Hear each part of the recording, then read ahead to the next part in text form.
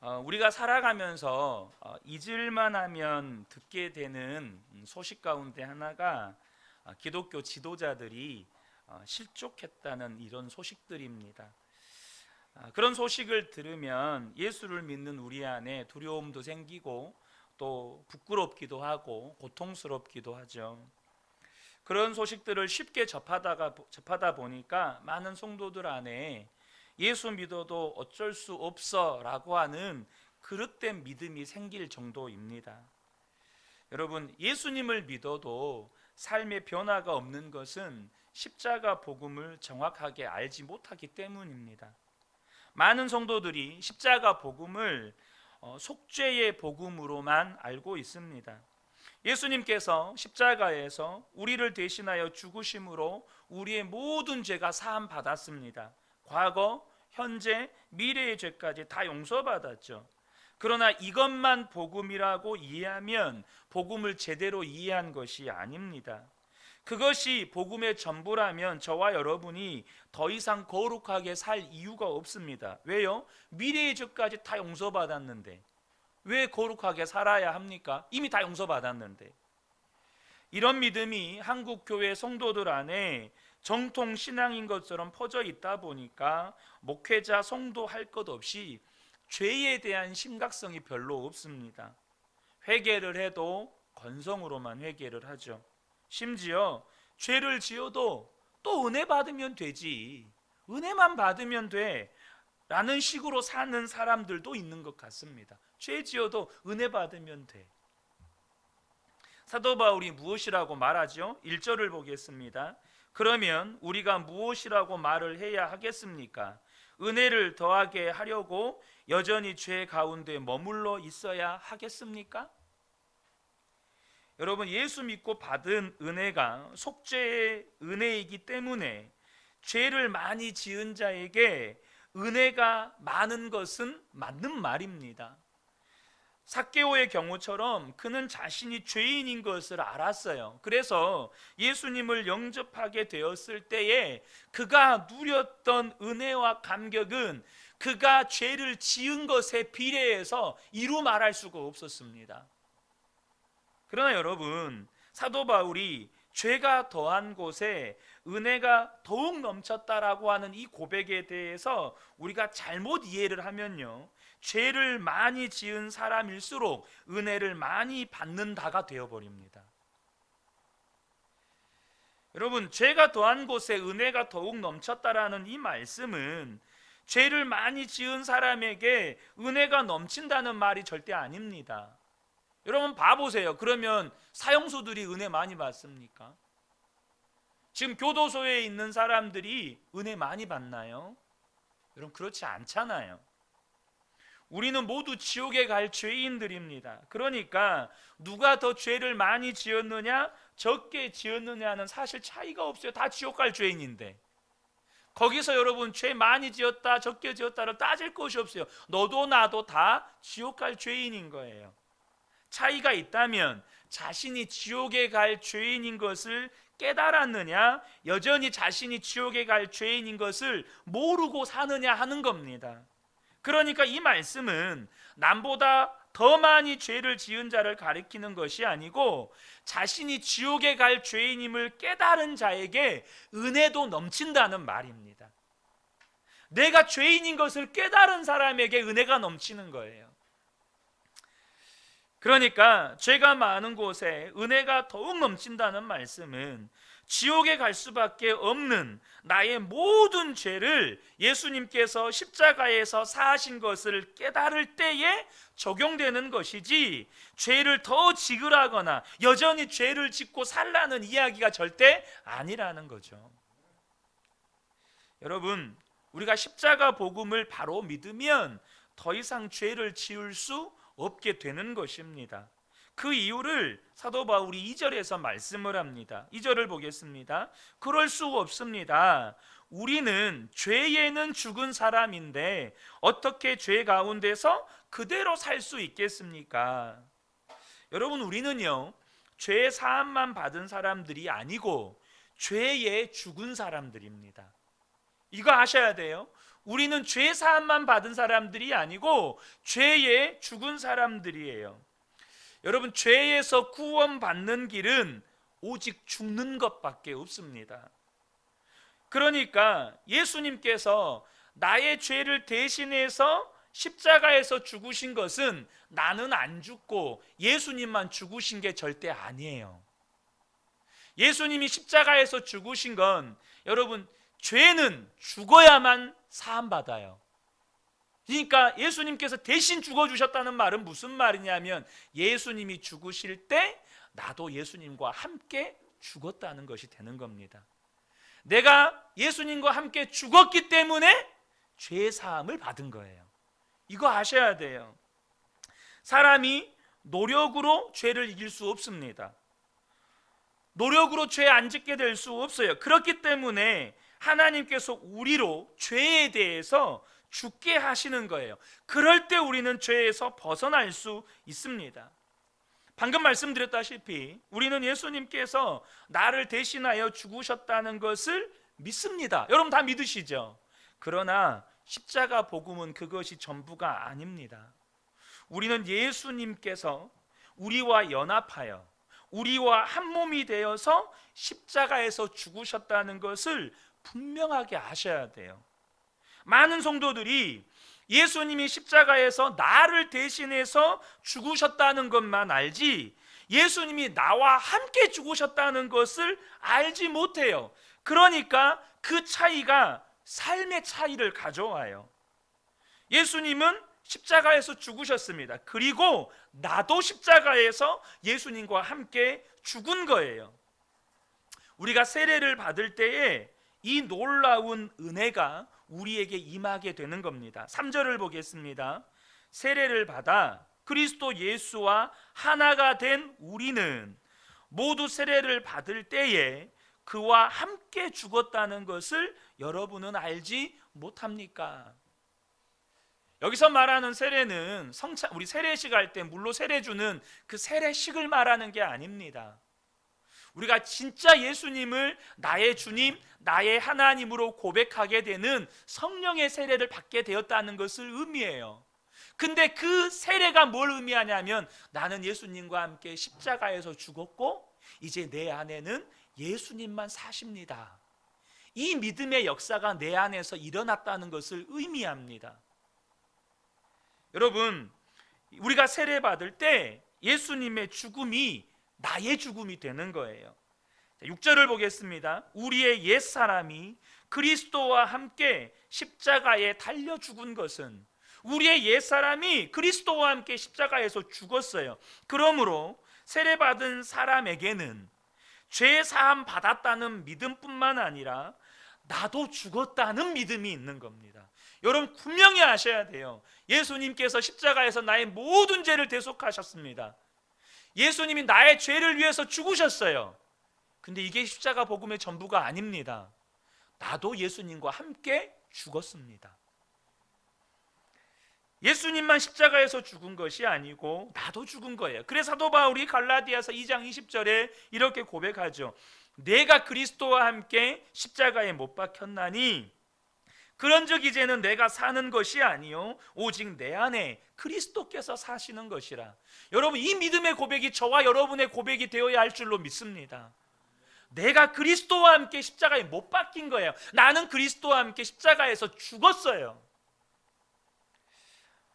많은 성도들이 자기가 죽었다는 것이 잘 믿어지지 않는다고 말합니다.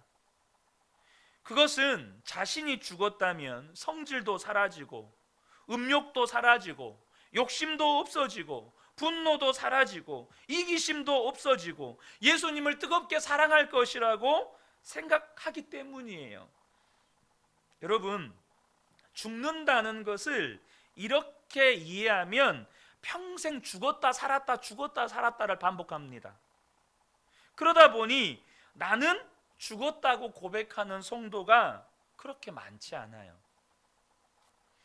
속죄함에 받은 것에 대해서는 너무나도 분명한데 자신이 죽었다는 것에 대한 믿음은 너무나도 희미해요. 그러니까 우리의 삶이 세상 사람들과 별반 다르지 않습니다. 여전히 죄의 종노릇하고 살아요. 6절에서 분명하게 죽은 사람은 옛사람입니다. 그러니까 예수님과 함께 죽은 건 우리의 옛사람이에요. 육신이 아닙니다. 여러분, 육신이 죽었다면 지금 여러분 어디에 있어야 돼요? 무덤 속에 있으셔야 돼요. 육체가 죽은 게 아니에요. 옛사람이 죽은 겁니다. 그러니까 죽은 것은 죄의 종노릇하는 우리의 옛사람, 내 자아입니다. 우리의 육신은 여전히 살아있어요. 그래서 육신을 가지고 있기 때문에 혈기, 욕심, 이기적인 마음, 음란한 생각이 우리 속에 그냥 있는 겁니다. 옛사람은 죽었지만 죄의 욕망은 없어지지 않은 거예요. 그러면 예수님과 함께 옛사람이 죽은 것이 무슨 의미가 있을까요? 당연히 큰 의미가 있죠. 우리 속에 육신의 욕망은 존재하지만 더 이상 육신의 욕망에 종노릇하며 살지는 않게 되는 것입니다. 죄가 지배하던 옛사람은 죽었기 때문이죠. 그러므로 더 이상 죄가 우리를 지배하지 못해요. 죄가 우리를 지옥으로 끌고 갈 수도 없고 다시 죄 짓게 할 수도 없어요. 물론 저와 여러분이 때로는 육신에 져서 넘어질 때가 있어요. 근데 육신의 종노릇하지 않는다는 말은, 죄의 종노릇하지 않는다는 말은 무슨 말이냐면, 넘어질 때도 있지만 회개하고 다시 죄와 싸우는 삶을 사는 거예요. 여러분, 종이란 말은 노예입니다. 노예는요, 주인에게 대적할 의지도 생각도 없습니다. 그러니까 죄의 종노릇 하는 사람들은 이것이 죄인지도 모르고 그 죄와 싸울 생각도 없어요. 근데 옛사람이 죽은 사람은 그게 죄인 걸 알아요. 그래서 육신이 이끄는 대로 살아가는 게 아니라 때로는 넘어질지라도 다시 회개하고 그 육신의 죄와 싸우는 삶을 살아가서 마침내 죄가 우리의 삶을 지배하지 못하는 그런 삶을 살게 되는 거예요. 이제는 예수님의 생명으로 사는 거듭난 자가 되었기 때문에 죄가 우리를 자기 마음대로 할 수가 없어요. 6절 말씀을 다시 보겠습니다. 우리는 다시는 죄의 노예가 되지 않게 하려는 것임을 우리는 압니다. 다시는 죄의 노예가 되지 않게 하려고 하는 것이 예수님께서 십자가에서 우리를 대신해서 죽으시고 우리와 함께 죽으신 목적 가운데 하나예요. 다시는 죄의 종로로 가지 않게 하려고. 여러분, 우리의 옛사람이 십자가에서 죽었기 때문에 우리는 더 이상 죄의 노예가 아닙니다. 여러분, 저를 따라서 한번 고백해 보시겠습니까? 나는 더 이상 죄의 노예가 아닙니다. 여러분, 이건 믿으셔야 합니다. 예수님과 함께 나는 십자가에서 죽었기 때문에, 나의 옛사람은 십자가에서 죽었기 때문에 나는 더 이상 죄의 노예가 아닌 거예요. 7절 말씀을 보겠습니다. 죽은 사람은 이미 죄의 세력에서 해방되었습니다. 예수님과 함께 죽은 사람은 여러분 죄의 세력에서 해방된 거예요. 죄가 더 이상 나에게 내 삶을 죄의 마음대로 할 수 없어요. 육신은 죽지 않았는데 자아가 죽었다는 것은 이해하기 어려운 일이 아니에요. 분명한 예들이 있죠. 자, 한번 보죠. 우리 결혼한 사람들을 한번 보죠. 그 결혼하면요, 그 사람은 더 이상 자신이 원하는 대로 살지 않습니다. 여러분, 결혼하면 결혼하기 전처럼 막 밤새우고 집에 들어오고 그럽니까? 여러분, 그렇지 않아요. 결혼하면 마음대로 친구들 집에 데리고 와서 막 자기 마음대로 놀고 그럽니까? 그렇지 않아요. 왜 그렇습니까? 배우자가 생겼기 때문이에요. 배우자가 생겼기 때문에 배우자에게 순종하고 사랑하며 삽니다. 결혼 생활을 감옥이나 무덤에 비유하는 것은 결혼이 자아의 죽음을 요구하기 때문입니다. 그러나 여러분, 결혼 생활이 불행할 때는 언제죠? 자아가 죽었을 때 불행합니까? 자아가 안 죽었을 때 불행합니까? 다 경험해 보셨잖아요. 결혼 생활이 불행한 이유는 자아가 안 죽었기 때문입니다.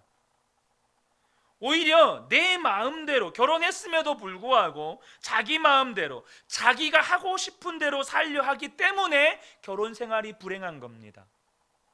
동의 안 되십니까? 다 동의되시죠? 여러분, 반대로 자아가 죽은 사람의 결혼 생활은 행복합니다. 그런데 여러분, 성경이요, 예수님과 우리와의 관계를 혼인 관계에 있다고 말합니다. 이것이 예수님을 믿는 것이 자아가 죽는 것임을 정확히 깨우쳐 주는 비유죠. 예수님은 우리의 신랑이 되셨습니다. 우리는 예수님의 신부예요. 우리는 예수님 안에 삽니다. 예수님이 우리의 왕이세요. 예수님이 우리를 다스리시고 인도하십니다. 우리의 육신의 욕구는 여전히 있지만 우리는 육신대로 살지 않습니다. 왜요? 이제는 예수님이 주인이시니까. 이것이 바로 자아가 죽었다고 하는 것입니다. 육신이 원하는 대로 살지 않고 예수님이 원하는 대로 살아가는 것. 어느 성도가 직장 복음화의 사명을 품었습니다. 그런데 어느 날 회식 자리에서 상무님이 주는 술잔을 거절했다가 옆자리에 앉은 중간 간부로부터 술자리에서 이 직원들이 보는 자리에서 뺨을 맞았습니다. 너무나도 큰 모욕감에 사표를 쓸 마음으로 그는 다음날 회사 안 가고 기도원에 갔습니다. 그런데 기도하다가 주님이 이런 음성을 들려주셨습니다. 나는 십자가에 달리기까지 했는데 직장을 복음화하겠다는 너는 뺨 한 대 맞은 것을 견딜 수 없느냐. 그래서 주님의 말씀에 울면서 기도원을 내려와 다시 다음날 출근했습니다. 여러분, 자아가 죽었다는 것은 이제는 육신이 이끄는 대로 살지 않는다는 것입니다. 정말로 이전에는 육신의 종노릇 하면서 살았어요. 내 혈기대로, 내 감정대로, 내 계획대로, 내 야망대로 살았습니다. 그런데 그것이 예수님과 함께 죽었어요. 나의 옛사람이 죽었습니다. 이제는 육신이 하자는 대로 살지 않고 주님이 하자는 대로 사는 겁니다. 이것이 자아가 곧 옛사람이 죽은 사람인 것이죠. 여러분, 우리는 오직 믿음으로 구원받습니다. 아멘이시죠? 믿음으로 구원받습니다. 그러나 무엇을 믿느냐 하는 문제가 남습니다. 무엇을 믿어야 구원받는지를 여러분 명확하게 하셔야 합니다. 우리는 속죄함을 받았다는, 예수 믿고 속죄함을 받았다는 것만 믿는 것이 아니고, 여러분, 속죄함을 받았다는 것은 분명하지만 십자가에서 나도 죽었음이 믿어져야 합니다. 예수님과 함께 나도 죽었고 나도 죽은 그 십자가가 믿어질 때 그것이 비로소 세례를 받았다라고 하는 겁니다. 사도 바울이 말하는 그 세례를 받았다는 말이 이거예요. 예수님과 함께 나도 십자가에서 죽었다. 그래서 내 모든 죄가 사하여졌다. 구원받은 사람은 여러분 거듭난 사람입니다. 근데 여러분, 거듭났다는 말은요, 죽었다가 다시 살았다는 말입니다. 그렇죠? 이 거듭났다는 말이요, 엄마 뱃속으로 들어갔다가 다시 나온 게 아닌 거 아시죠? 니고데모가 그런 말을 했죠. 예수님 말씀하시는 거듭났다는 말은 죽었다가 살아났다는 말입니다. 뭐가 죽었습니까? 나의 옛사람이 죽은 겁니다. 죽지 않은 사람은 거듭날 수 없어요. 나의 옛사람이 죽었다는 것을 믿는 것이 세례받은 믿음입니다. 4절의 말씀을 보겠습니다. 그러므로 우리는 세례를 통하여 그의 죽으심과 연합함으로써 그와 함께 묻혔던 것입니다. 사랑하는 성도 여러분, 그래서 세례받은 사람, 세례식 한 사람 말고요, 세례받은 사람은 자신의 장례식을 치르고 사는 사람들입니다. 그런데 그 장례식은 슬픈 장례식이 아니라 기쁨의 장례식이에요. 죄의 종로로 타던 옛사람이 죽어버린 그 옛사람의 장례식이기 때문에 그렇죠. 여러분 잘 아시는 것처럼 김익두 목사님이 예수를 믿고, 깡패였던 김익두 목사님이 예수를 믿고 처음 한 일이 뭐죠? 진짜 예수 믿고 한 일이 사람들에게 부고장 돌리는 거였습니다. 자신은 죽었다는 거예요. 자신 옛날에 김익두는 죽었다는 거예요. 여러분 장례식 치르셨습니까? 우리는 다, 예수를 믿는 사람들은 다 나의 옛사람의 장례식 치르고 사는 사람들이에요. 그러나 많은 성도들에게 이 믿음이 분명하지가 않아요. 옛사람의 죽음을 믿지 못한 채 죄만 용서받기를 원하는 거죠. 그러니까 죄짓고 회개하고 죄짓고 회개하기만을 반복하고, 그러다가 이제는 회개도 시들해지고 형식적으로 하게 되면서 마음이 완고한 자가 돼요. 회개를 하는 것 같아도 실제로 마음은 여전히 죄 지을 생각을 하면서 살아요. 여러분, 왜 그렇게 살까요? 왜 그런 믿음을 가지고 사는 겁니까? 자신이 죽었다는 걸 느낌으로 믿으려고 하기 때문입니다. 느낌으로. 여러분, 느낌으로 믿는 신앙생활이요, 정말 위험한 신앙생활입니다. 여러분, 그거 큰일 나는 거예요. 1945년 8월 15일, 우리 민족에게 잊을 수 없는 기쁨의 날이죠. 무슨 날입니까? 대한독립 만세한 날이죠. 우리 민족이 해방된 날입니다. 근데 여러분, 그거 아십니까? 역사적으로 1948년 8월 15일은 굉장히 조용했습니다. 대한민국 대부분의 사람들이 어리둥절한 채 그날을 보냈어요. 그날은 누구도 거리에 나와서 대한독립 만세를 외치지 않았어요. 몰라서 그런 게 아니었습니다. 우리가 해방되었다는 소식을 라디오로 들었지만 느낌이 없어요. 일본이 항복했다는 말이 퍼져나갔지만 실감이 안 나는 거예요. 그 다음 날이 되어서야 비로소 사람들이 만세를 부르면서 거리로 뛰쳐나왔습니다.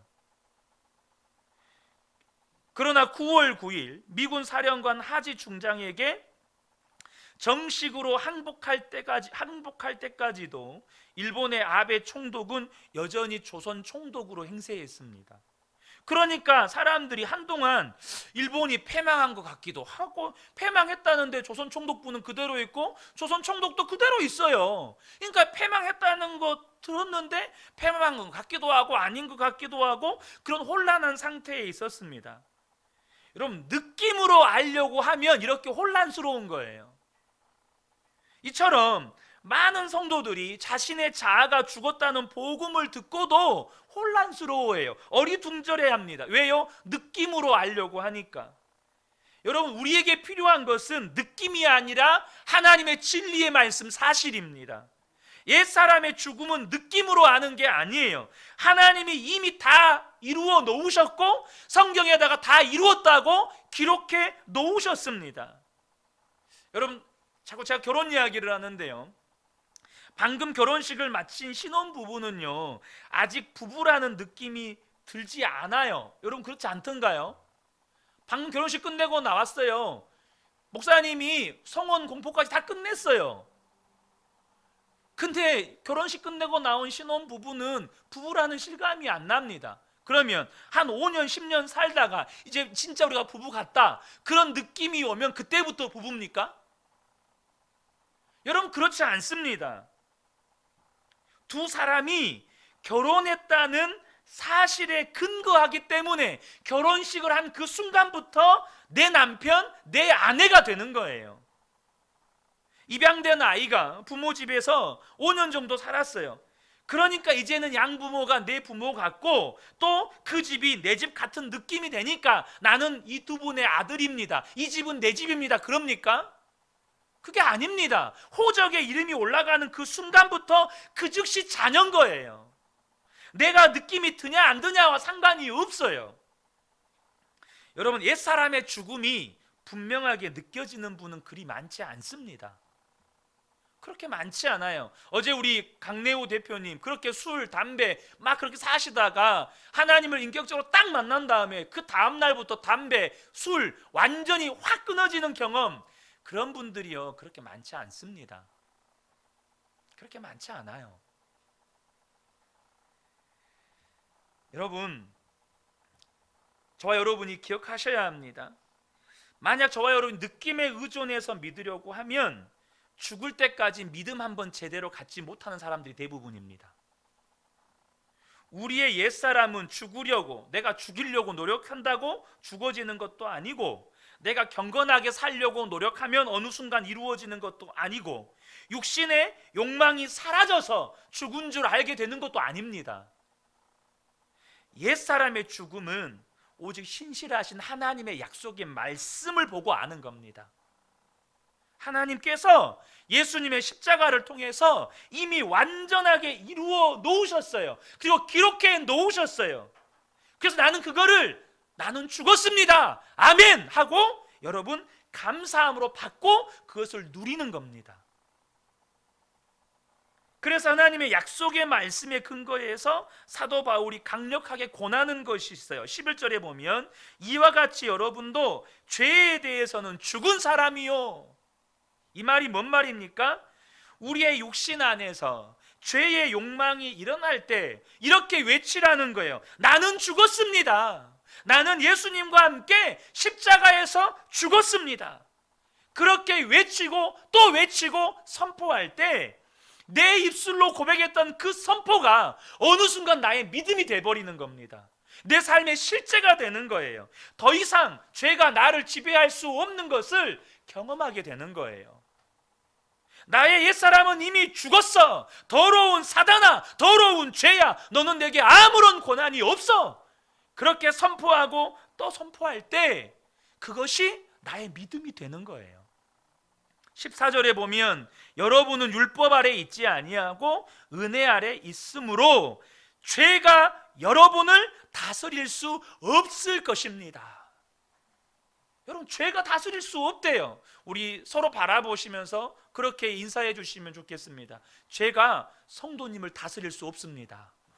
죄가 성도님을 다스릴 수 없습니다. 아멘.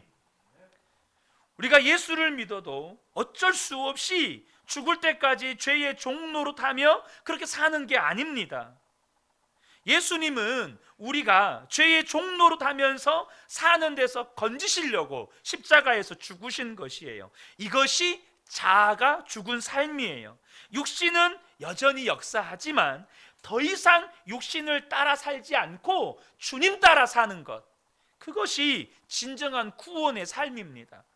12절 13절 보겠습니다. 그러므로 여러분은 죄가 여러분의 죽을 몸을 지배하지 못하게 해서 여러분의 몸의 정욕에 굴복하는 일이 없도록 하십시오. 그러므로 여러분은 여러분의 지체를 죄에 내맡겨서 불의의 연장이 되게 하지 마십시오. 11절에 뭐라고 했죠?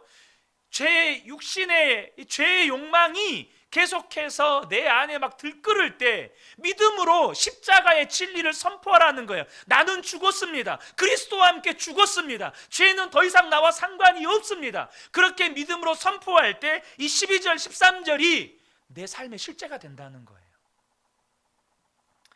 어쩔 수 없이 육신의 욕망을 따라 사는 우리의 옛사람이 죽었습니다. 이제 예수님이 우리의 주인이십니다. 여러분이 어느 곳 어느 상황에 있든지 나는 죽었습니다 라고 여러분 고백하시면 좋겠습니다. 아니, 그렇게 하십시오. 그러면 가정에서, 직장에서 죄에 대하여 죽은 내가 경험이 되는 겁니다. 서울 드림교회 담임 목사이신 김여호수아 목사님이 신학교 다닐 때 이야기입니다. 많은 학생들로부터 존경받는 교수님이 계셨는데 매 강의가 은혜였고 감동이었지만 학기말 시험이 어렵기로 유명한 교수님이었다고 합니다. 학생들 대부분이 70점을 넘지 못했대요. 목사님도 시험을 치르는 날 시험지를 받자 그 이유를 알 수 있었습니다. 시험 문제가 어려운 것이 아니고 맨 위에 적힌 질문을 보고 진땀을 흘리게 되었답니다. 당신은 이번 학기에 할당된 독서 과제를 100% 읽었습니까? 예라고 답하면 10점을 더 받고 아니요라고 답하면 10점이 깎이는 것이었습니다.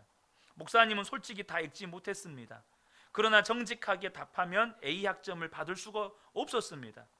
질문 아래 써놓은 교수님의 멘트가 목사님을 더 괴롭혔습니다. 만약 당신이 이 질문에 정직하게 답할 수 없다면 절대로 목회를 하지 마십시오. 당신의 인격의 순전함의 결여가 하나님의 영광을 가리게 되고 목회의 치명적인 걸림돌이 될 것입니다. 시험지 아래 이게 써져 있는 거예요. 목사님은 종이 울리기 직전까지 씨름하다가 예라고 표시하고 시험지를 제출했습니다. 이것이 옛사람이 죽지 않는 사람의 삶입니다. 성적은 A학점이었고 전체 학생 중에서 A학점은 단 2명뿐이었습니다. 그런데 그 후에 성령께서 마음을 찌르기 시작하셨습니다. 괴로워서 견딜 수가 없었습니다. 결국 교수님을 찾아가 눈물로 고백하고 용서를 구하며 학점을 취소해 주기를 요청했습니다. 이것이 자아가 죽은 사람입니다.